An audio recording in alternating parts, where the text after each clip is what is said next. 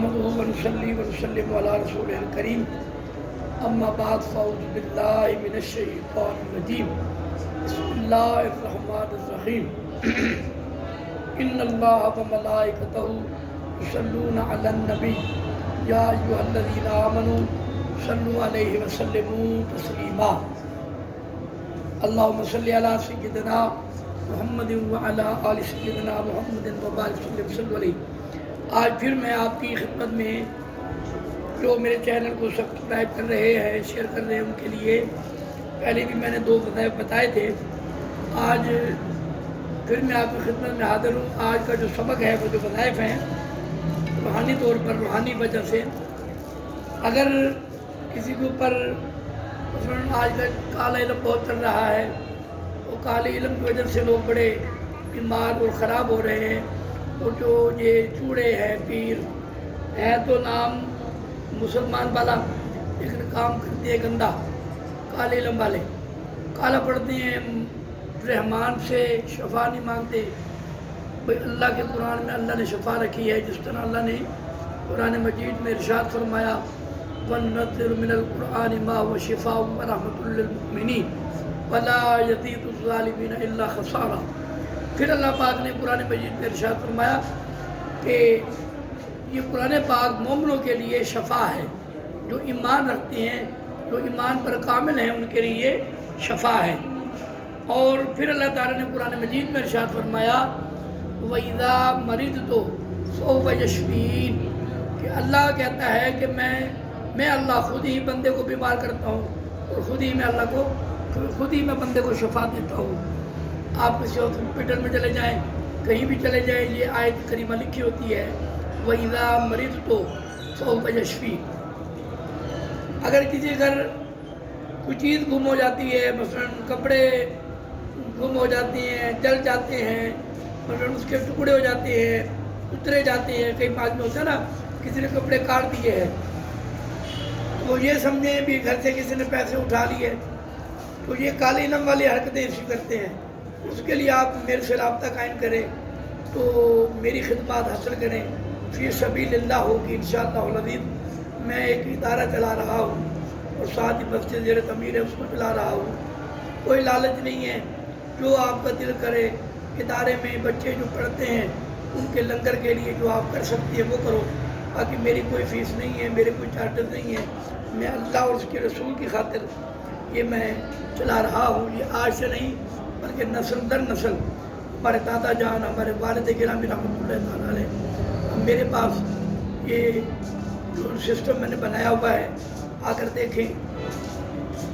اگر کسی کے یہاں کپڑے جلتے ہوں، پیسے گم ہو جاتے ہوں تو وہ میرے سے رابطہ کرے، انشاءاللہ تعالیٰ میں آپ کو بتاؤں گا۔ اور جو کہتا ہے کہ میرے رزق میں برکت نہیں ہے، میرے رزق میں اضافہ نہیں ہے، مجھے روزی نہیں ملتی ہے تو بہت کم ملتی ہے۔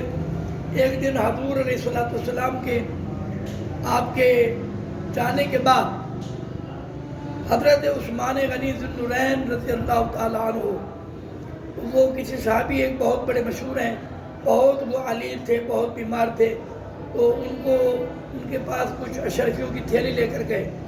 پہلے ان کی عیادت کرنے کے بعد وہ اشرفیوں ان کے ہاتھ میں تھمائیں کہ یہ تمہارے کام آئیں گی، تمہاری بچیاں نوجوان ہیں، یہ آپ ان میں خرچ کر دینا شادی میں۔ آپ نے فرمایا میں تو دنیا سے جا رہا ہوں لیکن مجھے اس چیز کی، پیسوں کی کوئی حاجت نہیں ہے، مجھے تمہارے اشرفیوں کی کوئی ضرورت نہیں ہے۔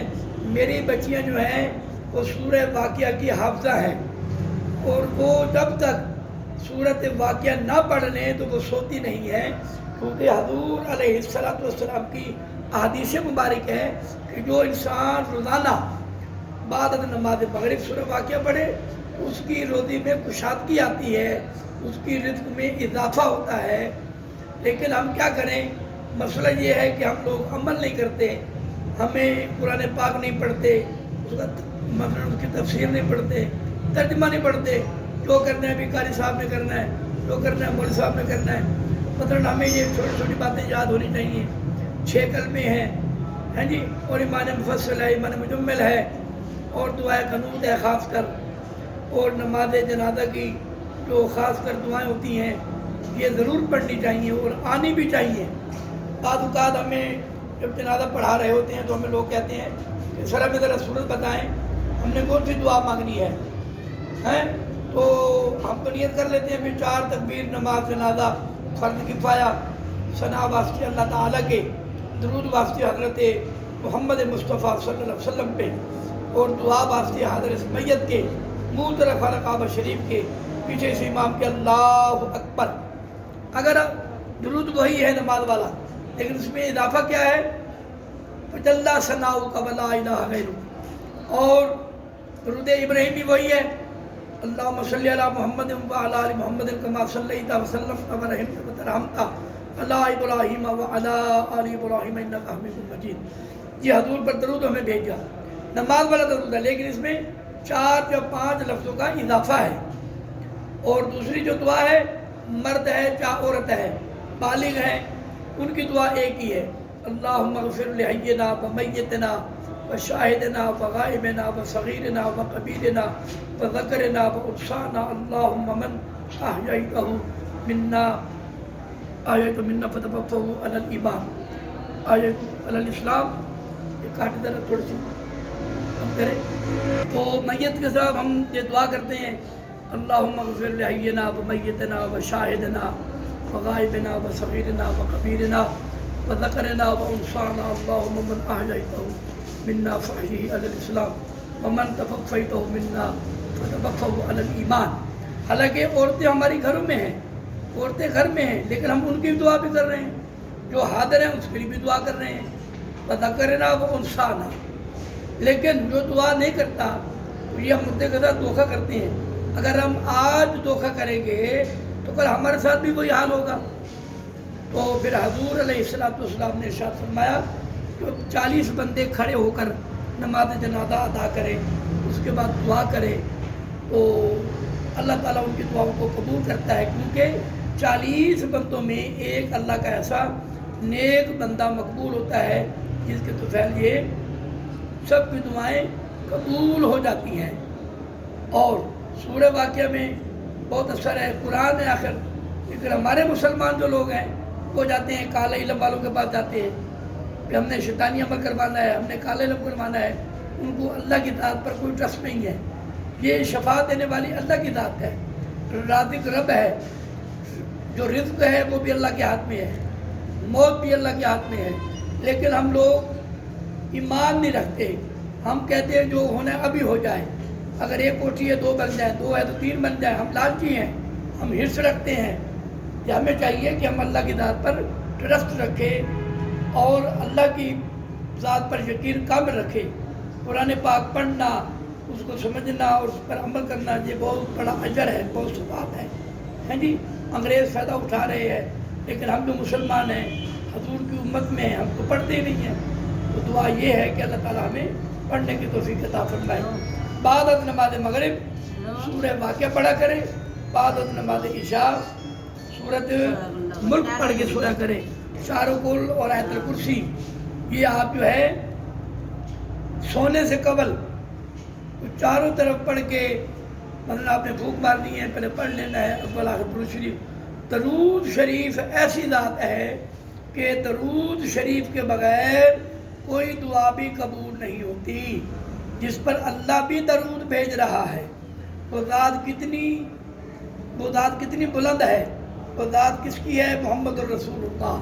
پھر حکم فرمایا اللہ تعالیٰ نے کہ جو میرے حضور پر درود پڑھے گا پھر اس کی آل پر بھی درود پڑھنا ہے، جو ان کی آل پر درود نہیں بھیجے گا، ان سے محبت نہیں رکھے گا تو وہ کسی کھاتے کا نہیں ہے۔